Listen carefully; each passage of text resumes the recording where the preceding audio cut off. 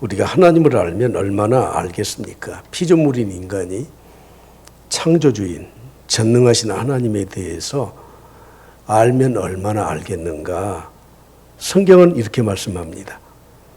이는 하나님을 알 만한 것이 그들 속에 보임이라. 하나님을 알 만한 것을 그들 속, 우리 인간의 마음에 주셨다, 그 말이에요. 그런데 여러분, 사람들이 하나님을 알 만한 것이 있음에도 불구하고 그것으로 하나님을 알아가는 것이 아니라 오히려 하나님께 영광을 돌리지 않고 우리에게 주신 것을 순리대로 쓰지 않고 영리대로 쓰고 있다고 로마서 1장에서 계속 말씀을 하고 있습니다. 여러분, 신학을 공부했던 그 신학자들이 전능하신 하나님, 무한하신 그 하나님을 다 알 수 있을까요? 성경을 깊이 연구하는 성경학자들도 하나님에 대해서 다 알 수 있겠습니까? 저처럼 설교하는 설교자, 목회자라고 해서 하나님을 다 알 수 있다고 생각하면 착각입니다. 철학의 불가지론자들이라는 사람들이 있어요. 불가지론자.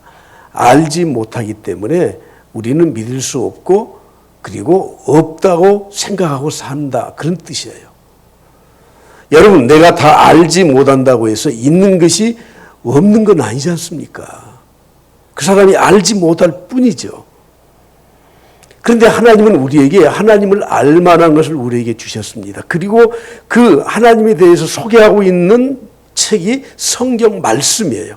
그래서 우리는 우리의 이 양심의 문을 열고 성령의 도우심을 받아서 하나님의 말씀을 보면 하나님이 어떤 분인가 하는 것을 알 수가 있습니다. 그렇다고 피조물인 우리 인간이 전능하신 하나님, 무한대하신 하나님을 다는 알 수 없습니다.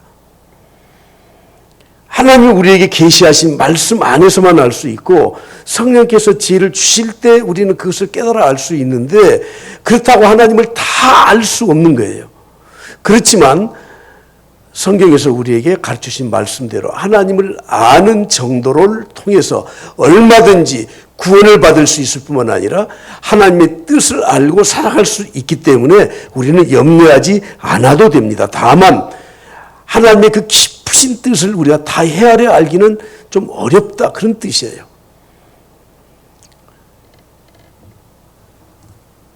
500년마다 한 번 나올까 말까 한 기독교 신학자가 있는데 그분이 어거스틴이라는 분이에요.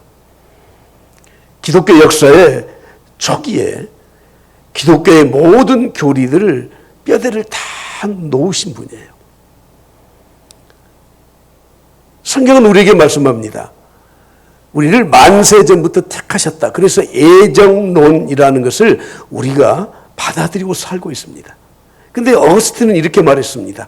애정론에 대해서 우리는 성경을 보고 분명히 그것을 믿지만 왜 그렇게 하셨는지, 그것이 정말 어떤 뜻인지에 관해서는 아무리 생각해도 그 깊이를 우리가 알 수 없다는 거예요.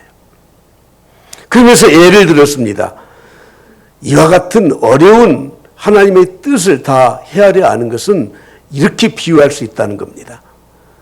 바닷물이 있는데 바닷물에 가서 바가지를 하나 가지고 와서 1년 내내 연구를 해서 뭔가를 하나님에 대해서 알아낸 것 같아요. 그래서 한 바가지를 퍼냈어요.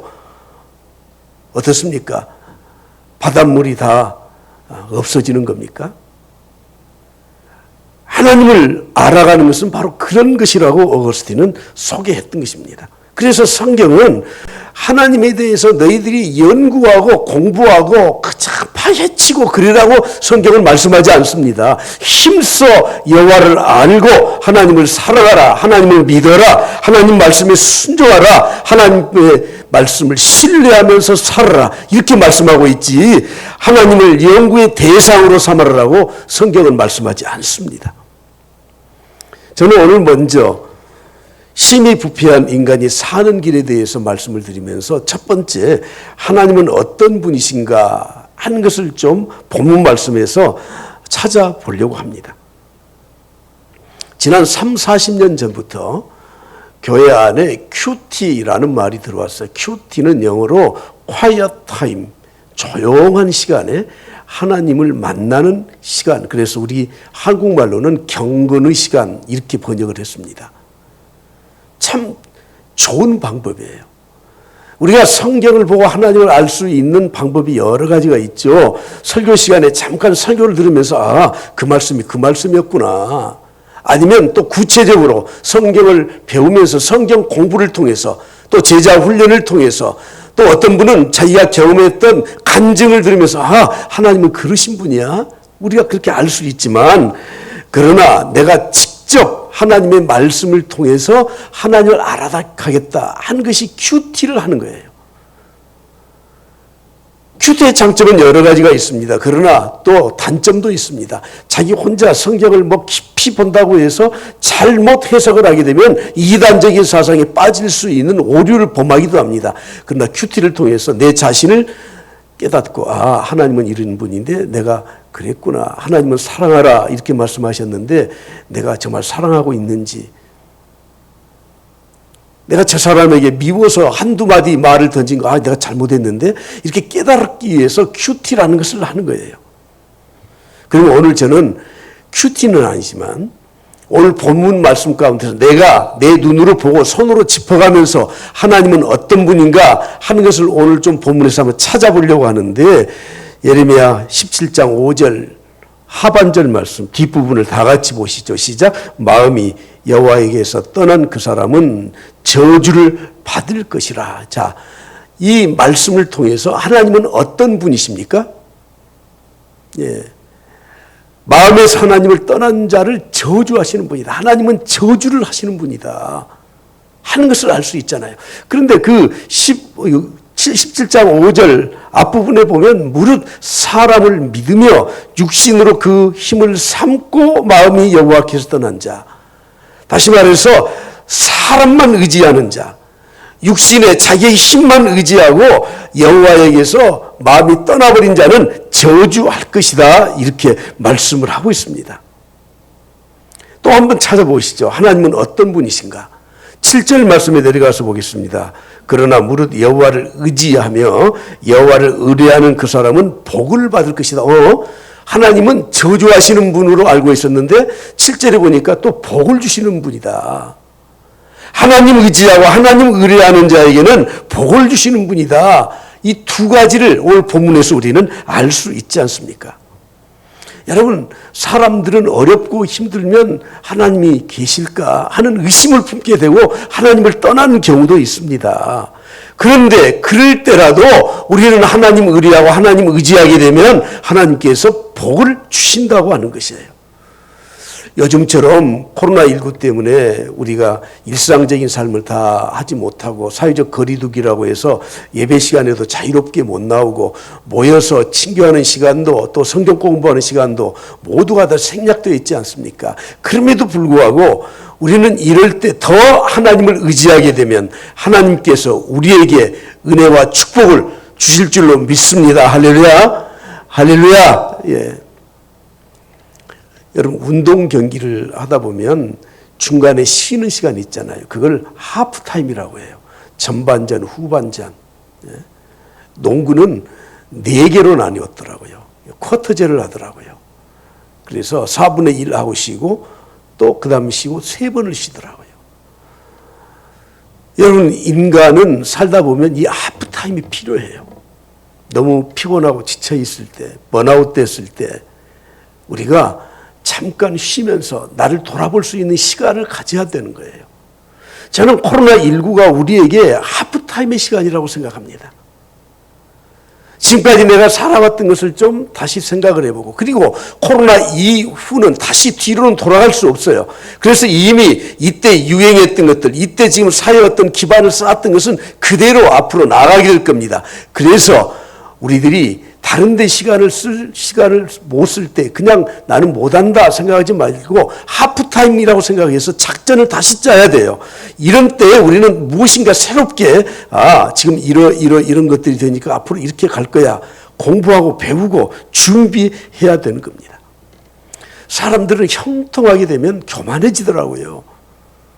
그런데 내가 형통하더라도, 내가 잘 되더라도 그때 하나님이 도와주셨다 생각하면서 지난주에 말씀드린 것처럼 신앙의 두 가지 큰 원칙, 하나님 앞에 감사하고 찬양하고, 그리고 더욱더 하나님을 신뢰하고 의지할 때 하나님은 더 큰 축복을 주실 줄로 믿습니다. 할렐루야. 그래서 힘들 때도, 어려울 때도, 잘 나갈 때도, 형통할 때도 오직 하나님만 의지하고 살아가게 되면 하나님은 복에 복을 더하여 주십니다. 갑절의 축복을 주실 줄로 믿습니다. 오늘 에레미야서에서 소개하고 있는 하나님은 바로 저주와 축복을 함께 우리 앞에 놓아두신 분이라는 것을 알 수 있습니다. 신명기 28장을 우리는 이름을 붙이기를 축복장이라고 이름을 붙였습니다. 여러분들이 내가 정말 하나님의 축복을 받고 살고 싶으시다면 오늘 집에 돌아가셔서 바로 신명기 28장을 꼭 읽어보셔요. 그런데 우리는 신명기 28장을 축복장이라고 이름을 붙였지만 틀려요. 오히려 이 신명기 28장을 축복과 저주의 장 이렇게 이름을 붙여야 맞아요. 신명기 28장은 68절로 된 좀 긴 성경입니다. 그런데 19절까지는 축복이 나오고 20절부터 68절까지 49절, 49구절은 저주가 나와요. 2배 반에서 3배 정도가 저주가 나와요. 왜 그렇습니까? 인간은 축복을 사모하는 것보다는 저주의 길로 가는 것이 더 많기 때문에 경고의 말씀을 더 주셨다고 하는 것입니다. 그러나 여러분, 우리가 하나님의 은혜와 축복으로 사는 길은 딱 한 가지 길, 간단합니다. 그것이 무엇인 줄 아십니까? 창세기 39장. 제가 요셉에 대해서 자주 예를 들어서 설교를 하는데 창세기 39장을 보십시오. 여호와께서 요셉과 함께 하심으로 그가 형통한 자가 되어 그의 주인 애굽 사람의 집에 있으니, 여러분, 요셉은 형통한 삶을 살았는데 하나님이 함께하는 삶을 살았기 때문에 형통한 거예요. 그래서 그가 하나님이 함께 하셔서 형통한 자가 되니 그가 가는 곳마다 형통한 일이 일어나게 된 줄로 믿습니다. 하나님의 시각과 인간이 보는 시각은 좀 달라요. 요셉이 형들의 시기 질투를 받아서 노예로 팔려갔습니다. 형통한 일입니까? 형통하지 않죠. 애굽에서 종살이를 했지만 주인에게 인정을 받았습니다. 그래서 주인집의 총무가 되었습니다. 그러나 누명을 쓰고 모함을 받아서 감옥에 갇혔습니다. 형통한 일입니까? 아니면 형통하지 않은 일입니까? 감옥에 3년 동안 있으면서 술 맡은 관원장의 꿈을 해몽해주고 그 술 맡은 관원장이 옥에서 풀려날 때 말했습니다. 내가 자네의 이 은혜를 절대 잊지 않겠네. 그런데 3년이 가도록 요셉을 잊어버리고 있었어요. 여러분, 요셉에게 이 형통한 일입니까? 형통하지 않은 일입니까? 형통하지 않죠. 하나님이 보시는 시각과 사람이 보는 시각은 다르다는 것을 아셔야 돼요. 지금 내가 좀 어려운 일을 겪고 있고, 내가 질병을 통해서 내가 고통을 받고 있고, 내가 힘든 일을 당하고 있고, 내가 지금 누명을 쓰고 있고, 조금 어려움에 처해 있다고 우리는 모두가 다 이것은 형통하지 않다고 생각하면 안 돼요. 하나님이 나와 함께 계시면 되는 거야. 할렐루야. 하나님이 나와 함께 계심으로 형통한 자가 되어요. 그래서 하나님 보시기에 형통한 자가 되면 우리는 그 모든 것은 과정일 뿐이라고 하는 것입니다. 하나님은 어떤 분이십니까? 우리 앞에 저주와 축복의 두 길을 놓으신 분이에요. 그러면 오늘 본문에서 인간은 어떤 존재인가 하는 것에 대해서 말씀하는데 9절부터 10절 말씀에 보면 나와요. 자, 9절 말씀 보시죠. 만물보다 거짓되고 심히 부패한 것은 마음이라 누가 능히 이를 알려마는 나 여호와는 심장을 살피며 폐부를 시험하고 각각 그의 행위와 그의 행실대로 보응하였다고 말씀하시고 계십니다. 여러분, 이 인간은 만물보다 거짓돼요. 심히 부패한 것은 우리의 마음이라고 말씀을 하고 있습니다. 여러분, 사람의 마음은 부패해 있다. 우리 인간은 어떤 존재라고요? 타락하고 부패해 있고 만물보다 거짓된 존재라고 말씀합니다. 특히 우리의 마음이 부패해 있는 거예요. 마음은 우리의 생각과 우리의 행동을 결정짓는 원천이 되는 곳입니다. 그래서 우리의 마음이 부패해 있기 때문에 내가 생각하는 것은 항상 더러운 것, 추한 것, 탐욕, 증오, 욕심, 시기, 질투, 살인하고 싶은 마음, 이런 마음들이 우리의 마음에서 솟아나기 때문에 내 생각과 말과 행동이 바로 그런 삶을 살 수밖에 없다는 것입니다. 여러분, 내가 할 수 있는 일이 별로 없어서 이렇게 살지, 세상에 전능한 능력을 가졌다면 세상은 진짜 요지경 속일 것입니다. 권력을 가진 사람들은 자기 마음대로 그 권력을 휘두르지 않습니까? 근대사의 이집트의 무라바크라고 하는 대통령은 1981년부터 2021년까지 30년 동안 이집트를 통치했는데 그가 부정으로 축제한 돈이 840조 원이에요. 840조. 제가 카이로에 가보니까 라마다 기간에 사람들이 길가에 나와서 막 떼거지로 돌아다니는데 가이드의 말을 들어보니 이집트에는 빈부격차가 너무 심해서 공동묘지 주위에서 사는 사람들이 너무 많대. 그 빈민들이 그렇게 많대요. 아마 그 사람이 대통령으로 당선될 때는 뭐 좋은 정책 내놓았을 것이고 사람들에게 인기 얻었을 것입니다. 그러다가 장기 집권하기 위해서 무참히 사람들을 죽였을 것입니다. 30년 동안 통치를 했으니 840조의 재산을 끌어모았으니 어떻게 되겠습니까? 이거 말고도 수도 없는 이 독재자들의 이 만행은 이루 말할 수가 없잖아요. 그러나 여러분, 내가 그 자리에 있어 나는 더 했을지도 모르는 거예요. 권력 있는 사람만 그런 줄 아십니까? 인간은 모두가 다 만물보다 거짓되고 심히 부패한 마음을 가지고 살고 있다고 하는 겁니다. 사람들은 만족함이 없습니다. 그래서 그 만족을 세상 것으로 채우려고 합니다. 사치와 향락으로 채우려고 합니다. 요즘 바이러스 감염자들이 주로 이 밀폐된 공간 안에서 오랫동안 있는 사람들로부터 많이 전파되잖아요. 특히 룸살롱. 저는 룸살롱 어떻게 됐는지 뭐 노래방은 가봤지만 가본 기억이 없어 잘 모르겠는데 아무튼 드라마의 세트장에서 보면 이렇게 뭐 고급스럽게 만들었더라고요. 딱 갇혀 있더라고요. 영업시간이 몇 시까지라고 해도 뭐 그거 전혀 문제 삼지 않고 문을 꽁꽁 걸어 잠그고 그냥 못을 받고 지하에서 비상 문 내놓고 거기에서 왜 그렇게 앉아서 그렇게 마시고 뭐 한두 시간 술 마십니까? 밤새껏 마시지.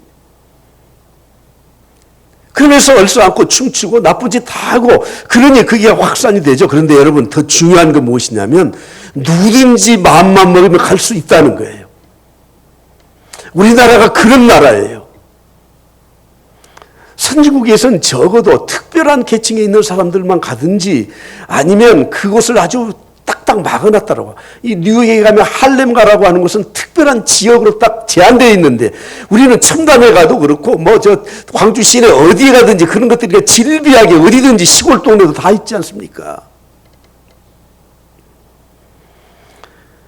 여러분, 악을 저지르는 그런 사람들을 손가락질하기 이전에 우리 스스로도 다 부패해 있다는 것을 우리는 알고 생각하고 살아야 되는 겁니다.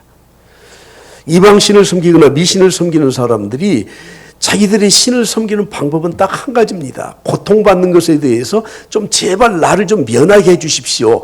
그래서 그들이 비는 것은 나 좀 잘 봐주십시오. 그냥 공짜로 안 되니까 어떻게 하는 겁니까? 복채라는 것을 갖다 바쳐요. 여러분, 이 점쟁이 무당들 구다는 곳에 가보면 복채 값이 다르더라고요. 1,000만 원짜리, 5천만 원짜리, 1억짜리, 100만 원짜리 다 달라요. 그래서 그 구점이 다르더라고. 무당이 막 푸닥거리를 하여 막 푸닥거리를 하다가 복채 더 가져와라. 그러면 복채를 더 가져와야 돼. 여러분, 이방의 신이라고 하는 존재들은 사람들을 괴롭혀요. 그래서 어떤 물질이 됐든지 자기한테 바치고 그런 것들을 좋아하는 것으로 사람이 만들어낸 거예요. 왜 그러냐면 사람의 마음이 그런 것이기 때문에 그런 겁니다. 사람은 뇌물을 받고라도 다른 사항들을 변개시킬 수 있는 이 부패된 마음이 있기 때문에 신도 그런 줄 알아. 신도 그런 줄 알아. 하나님은 말씀하십니다. 신명기 13장을 보십시오. 창기가 번 돈과 개 같은 자의 소득은 어떤 서원을 하는 일로든지 내 하나님 여호와의 전에 절대 가져오지 마라. 이 둘은 다 내 하나님 여호와께 가증한 것임이라고 말씀을 하고 있습니다. 인간의 부패한 마음에서 나온 종교들까지 모든 이 정쟁이 크다는 것들, 미신적인 것들 전부 다 썩은 일들만 하고 있는 거예요. 하나님은 그런 분이 아니라고 한 것입니다. 아가를 숨겨놓은 부정한 돈 때문에 가족이 다 멸망을 당했습니다. 게하시는 거짓말로 뒷돈을 받다가 나만이 걸렸던 문둥병을 앓게 되었습니다. 아나니아와 삽비라는 재산 전부를 바친다고 거짓말을 해서 하나님과 성령을 속이다가 부부가 다 그 자리에서 죽었던 겁니다. 하나님은 어떤 분이십니까? 우리 앞에 저주와 축복을 같이 놓아두신 분이에요. 인간이 타락한 이후에 우리에게는 이 두 가지 길을 갈 수밖에 없어요. 인간은 어떤 존재입니까? 심히 부패해 있는 존재입니다. 우리는 하나님의 말씀을 의지하지 않고는 절대 복받을 수 없는 존재라는 거예요. 어떤 분이 이렇게 말했습니다. 지옥은 무엇을 해야 갑니까? 그랬더니 이렇게 대답을 해 주었습니다. 지옥이요? 그냥 있으면 자동으로 가요. 오토매틱이에요. 자동으로 가요. 자동으로. 인간은 부패해 있기 때문에 자동으로 가는 겁니다. 그러면 오늘 제가 설교 제목으로 말씀드린 것처럼 부패한 인간이 사는 길, 심히 부패한 인간이 살 수 있는 길이 무엇인가 하는 것입니다. 창조주 하나님은 우리에게 복과 저주의 두 길을 우리에게 놓으셨지만 우리가 하나님의 축복의 길로 갈 수 있는, 사는 길로 갈 수 있는 길을 우리에게 주셨습니다.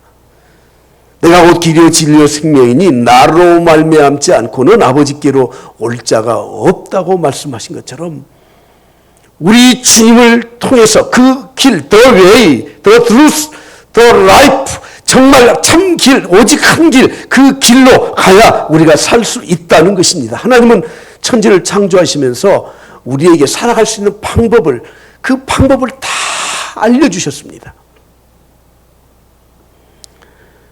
집에서 애완견을 키우는 분이 애완견이 비실비실하고 뭔가 좀 몸이 좀 건강이 안 좋은 것 같아서 강아지가 너무 불쌍해서 가슴에 안고 영양가 있는 것을 준비를 해서 먹였어요. 그런데 안 먹어요. 아무리 숟가락으로 떠넣어줘도 안 먹으려고 해요. 그래서 입을 억지로 벌리고 막 넣으려고 하니까 이 강아지가 몸부림을 치다가 뛰쳐나가면서 이 그릇을 다 그냥 엎어버렸어요. 그랬더니 이상한 일이 일어났습니다. 그 강아지가 방에 엎드려진 그 음식을 가서 핥아먹더래요. 핥아먹어. 여러분, 강아지가 먹는 방법이 있잖아요. 우리 인간은 내가 좋은 것, 내가 생각한 것을 가지고 살 길이라고 찾아요. 하나님은 이 길로 가라고 하는 더 웨이 한 길을 주셨는데 인간은 그 길로 가지 않냐고 인간의 방법, 인간의 생각, 인간이 찾아낸 길, 그 길로 가면서 잘 살아보겠다. 그러니 올바른 길이 아니지 않습니까? 오늘 본문에서는 우리에게 부패한 인간이, 심히 부패한 인간이 살 수 있는 길을 두 가지를 말씀하셨습니다. 자, 첫 번째 17절 말씀이에요. 다 같이 봅니다. 시작. 여호와를 의지하며 여호와를 의뢰하는 그 사람은 복을 받을 것이라. 이게 가림막을 해놓으니 참 제가 마스크를 벗어서는 좋은데 어떻게 이게 투명인데도 조금 뭐 좀 장벽이 있는 것처럼 느껴지거든요. 앞에 또 어른거리는 뭐 이런 잔상들이 있고. 그래서 제가 집중할게요. 첫 번째 길이 무엇입니까? 여호와를 의지해라. 여호와를 의뢰해라. 그 사람은 살 길이 열린다. 하나님이 복을 주신다. 할렐루야. 의지한다 하는 말은 영어로 트러스트라고 하더라고요. 트러스트는 의지한다, 신뢰한다, 믿고 맡긴다는 뜻이에요. 우리 말은 의지한다, 의뢰한다 같은 말처럼 느껴지지만 의뢰한다는 말을 영어 성경에 찾아오면 confidence라고 되어 있어요. confidence라는 말은 자신감을 갖는다는 말이에요. 내가 하나님을 믿고 의지해서 다 맡기게 되면 내가 자신감이 생기는 겁니다. 여러분 내 뒤에 백그라운드가 없어요. 세상적인 백그라운드는 없어요. 그런데 여호와 하나님을 믿고 의지하고 의뢰하게 되면 내 안에 자신감이 생겨요. 그래서 세상 사람들이 볼 때는 저 사람 뭐 별것도 없는데 뭐 배운 것이 있어 뭐야. 아이고 참. 그런데 우리에겐 자신감이 생기는 겁니다. 여러분 우리 인간이 사는 길은 바로 하나님 의지하고 하나님 의뢰하고 사는 것입니다. 주님 말씀하셨습니다. 구하라 주실 것이요. 여러분 주님 말씀하셨잖아요. 믿고 구하십시오. 하나님 주십니다. 찾으라 찾아낼 것이요. 문을 두드리라 그리하면 열릴 것이니 여러분 우리가 기도만 하고 구하고 엎드리고 있기만 하면 안 되잖아요. 찾아다녀야 되잖아요. 그리고 우리는 문을 두들겨야 돼요. 얌전하게 똑똑똑 하고 그치는 게 아니라 분명히 사람이 안에 있는 줄 아는데 대꾸를 하지 않아요. 잠들었나? 날 모른 척 하는 거야? 딱 똑똑똑 또 두들겨요. 그냥 더 세게 두들겨요. 꽝꽝꽝 두들겨요. 나올 때까지 두들겨요. 이런 믿음과 삶이 어디에서 오는 겁니까? 여호와를 의지하는, 여호와를 내어 맡기는, 그리고 여호와를 의뢰하는, 오직 여호와를 신뢰하면서 확신 있는 그런 삶을 살아갈 때 오는 것입니다. 시편 146편 2절에서 말씀하며 나의 생전에 여호와를 찬양하며 나의 평생에 내 하나님을 찬송할 것이다. 그러면서 그 다음 3절 말씀에 말씀합니다. 귀인들 의지하지 말며 도울 힘이 없는 인생도 의지하지 말라. 귀인이 누굽니까? 돈 많은 사람, 나를 도와줄 것처럼 생각하는 사람, 권력이 있는 사람, 힘이 있는 사람 의지하지 말라고 성경은 말씀을 하고 있습니다. 물론 우리가 사람과의 관계에서 불신을 조장하는 말이 아니에요. 주님도 말씀하셨지 않습니까? 주님은 사람들이 어떤 존재인지를 알기 때문에 그들을 의탁하지를 않으셨어요.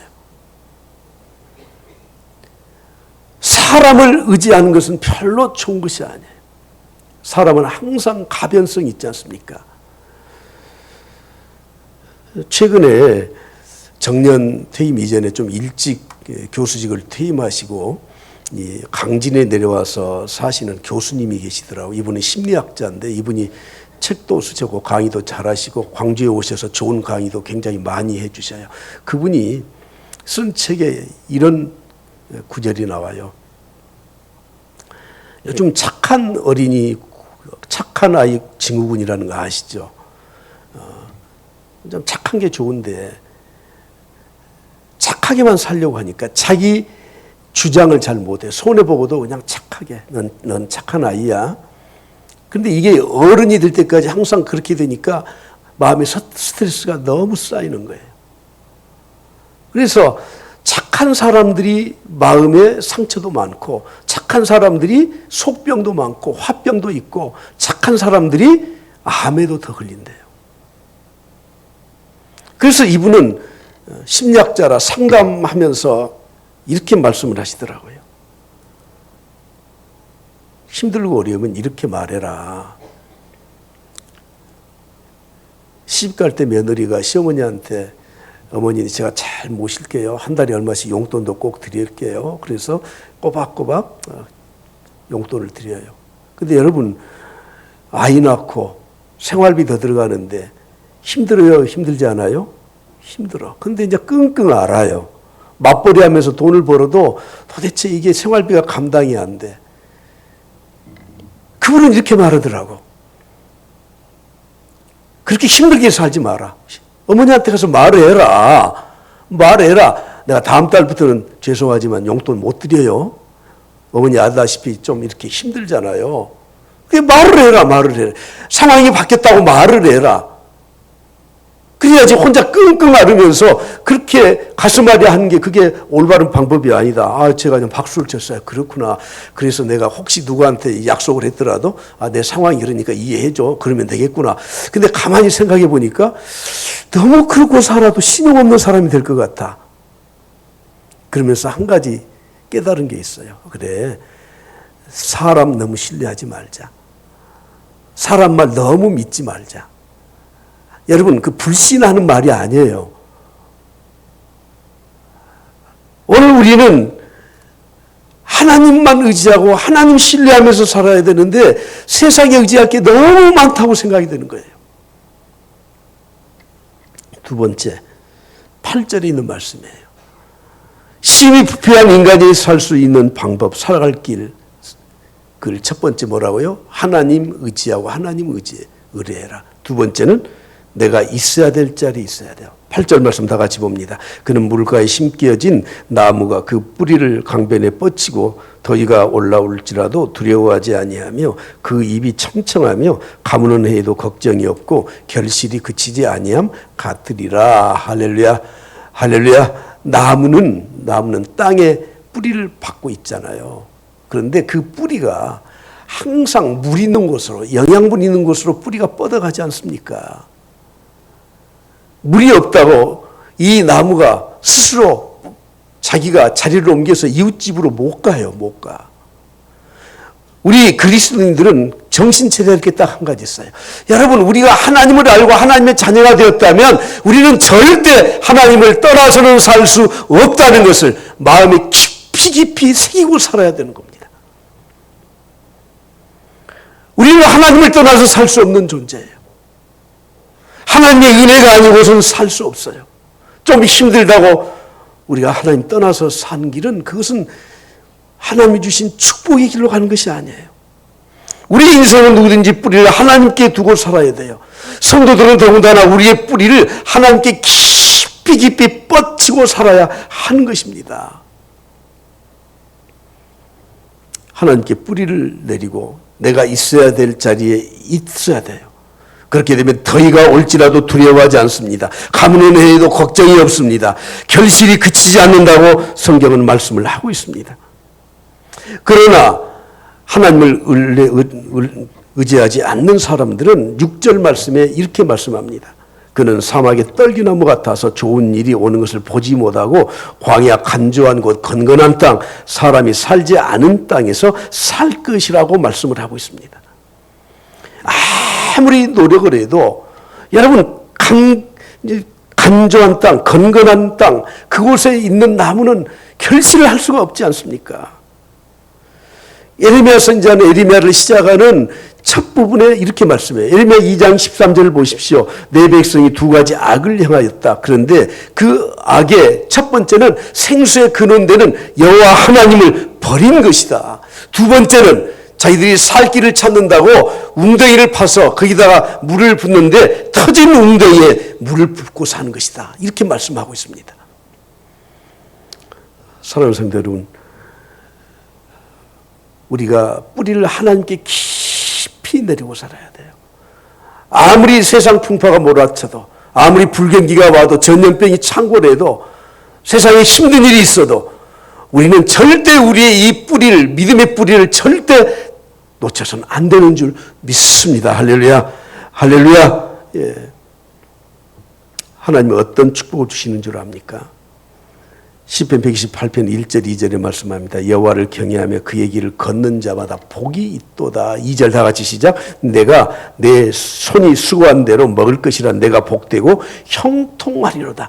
여러분 어떤 축복입니까? 내가 수고한 대로 먹는 축복이에요. 내가 수고한 대로 벌어들이는 축복이에요. 내가 수고한 대로 살아가는 축복이에요. 사람들은 느닷없이 내가 수고하지 않아도 무엇이 하늘에서 뚝뚝뚝뚝 떨어지는 게 복이라고 생각하는데 성경은 그렇게 말씀하지 않습니다. 실컷 한 달 동안 직장에 다녔더니 아니 그 회사가 부도가 나서 월급이 안 나와요. 여러분 그건 복이 아니지 않습니까? 하나님께서 내가 수고한 대로 주시는 그것으로 살아갈 수 있도록 하시는 것이 복이라고 말씀을 하고 있습니다. 그래서 시편 126편에서 말씀합니다. 울며 씨를 뿌리러 나가는 자는 반드시 기쁨으로 그 곡식단을 가지고 돌아오리라. 하나님이 우리에게 보증을 해 주셨어요. 씨를 뿌려라. 씨 뿌리는 게 어려울 것이다. 눈물을 흘리면서도 뿌려라. 그러면 반드시 하나님이 책임져 주실 것이다. 기쁨으로 단을 거두게 해 줄 것이다. 이것이 하나님이 우리에게 주시는 축복인 줄 믿습니다. 사랑하는 성도 여러분, 하나님은 어떤 분이십니까? 우리에게 복과 저주의 길을 동시에 놓아 놓으셨어요. 우리 인간은 어떤 존재입니까? 심히 부패한 존재입니다. 그냥 가만히 있으면 망하게 되어 있습니다. 가만히 있으면 그냥 지옥 가게 되어 있습니다. 우리 인간이 살 수 있는 길이 무엇입니까? 오직 여호와를 의지하고 의뢰하고 그리고 우리의 삶의 뿌리를 하나님께 깊이 두는 것입니다. 이럴 때일수록 더욱더 우리 성도들이 하나님을 섬기는 일을 열심히 하시고 뿌리를 절대 세상으로 돌리지 않고 하나님 주시는 말씀으로 승리하며 살아갈 수 있기를 간절히 축복합니다.